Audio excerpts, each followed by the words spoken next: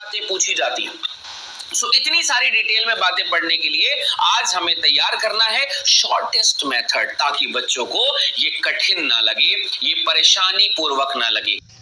कवक दिखता इस डायग्राम जितना सुंदर है, परंतु ये टोड स्टूल है। आज आपको बताएंगे कि ये सुंदर सा दिखने वाला जो फल है हमें खाना चाहिए कि नहीं खाना चाहिए, ये जहरीला होता है मेरे दोस्त। कवक के बारे में सारी जानकारी, ब्रेड के ऊपर लगने वाला हरा हरा कलर से लेकर बेल्ट और चमड़े के जूतों पे लगने वाला वो हरा हरा फंगस, रोटियों में लगने वाला फंगस हो या गेहूं में होने वाला पक्सीनिया रोग, शराब आखिर किससे बनाई जाती है, ब्रेड आखिर किससे बनाई जाती है, और संतरे के ऊपर ने कभी कभी लाल लाल धब्बा भी देखा होगा आपने, वो भी कैसे आता है। आज हम इन सभी विषयों के बारे में बात करने वाले हैं। शेयर करिए अपने दोस्तों से और बताइए सभी लोगों को एक अमेजिंग क्लास के बारे में जिसका नाम है फंगस की जर्नी। आज हम पढ़ेंगे फंगस का विवरण पढ़ेंगे, कवक होता क्या है, अपने सभी दोस्तों को बताना। सभी बच्चों से बहुत सारी बातें हैं, बहुत सारा कुछ करना है। बहुत दिन से कुछ क्लास ले नहीं पा रहा था मैं, कुछ ना कुछ वजह से इधर उधर क्लास हो जा रही थी हमारी, पर अभी हम फिर से उसी पैटर्न में स्टार्ट कर रहे हैं कि पहले एक दिन 11th का एक दिन 12th का, ये जो पैटर्न है हमारा चलता ही रहे और बच्चों को एक बढ़िया क्लास मिलती रहे। तो देखो, जब भी हमें कवक को पढ़ना है तो कुछ बातें कवक के बारे में हमको कुछ बातें जो है वो पता होनी चाहिए, देन फिर हम उसके डिटेल के तरफ में जाएंगे। सबसे पहली बात बच्चों को ये याद रखो यार कि फंगस है क्या चीज, और फंगस के बारे में आज हम क्या क्या बात करने वाले हैं। आपको पता है फंगस के बारे में हम सबसे पहला चीज ये पढ़ेंगे कि इसका हैबिटेट कैसा है, हैबिटेट यानी आवास कैसा है मेरे बच्चे, आवास कैसा है इसका पहला चीज। जब आप उसका आवास जान लेंगे, देखो जब कोई पहले लोग मिलते थे ना, लोगों से ये पूछते थे तुम रहते कहाँ हो, तेरा घर बार किधर है ना, तेरे माँ बाप कौन है, तू खाता क्या है, ये सब पूछते थे ना पहले। सेम कॉन्सेप्ट यहाँ पर भी है कि पहले हम उसका आवास पूछेंगे कि वो रहता कहाँ है, क्या क्या कहाँ वो रह लेता है। फिर दूसरी बात आती है संरचना कैसी है। अब ये जो संरचना वाला कॉन्सेप्ट आता है, इससे हमें आधी जानकारी ऐसे ही मिल जाती है।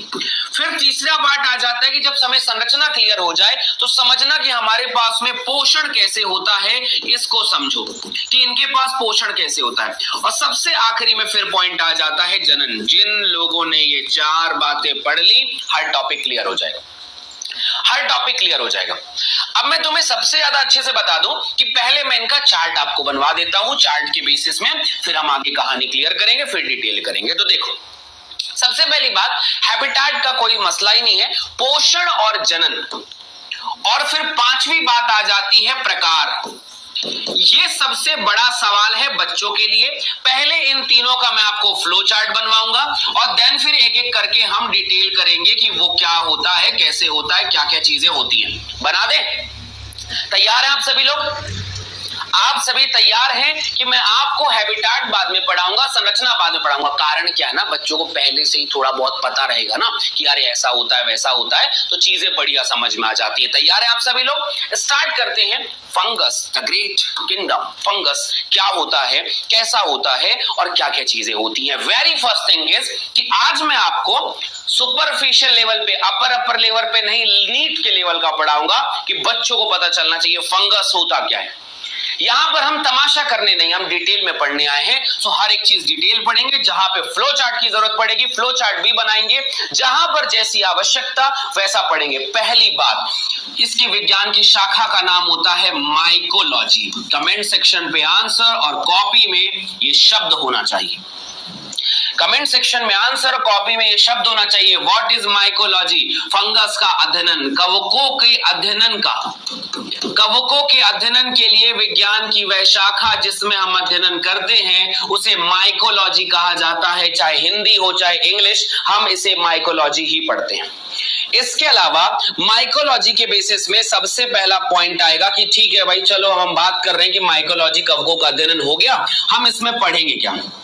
सबसे पहली बात आती है आवास कैसा होता है, ये बताइए। आवास के बारे में ये कहा जाएगा बेटा जी, एनसीईआरटी लिखता है कि फंगस कभी भी फ्रिज में नहीं रह सकता। क्यों नहीं रह सकता?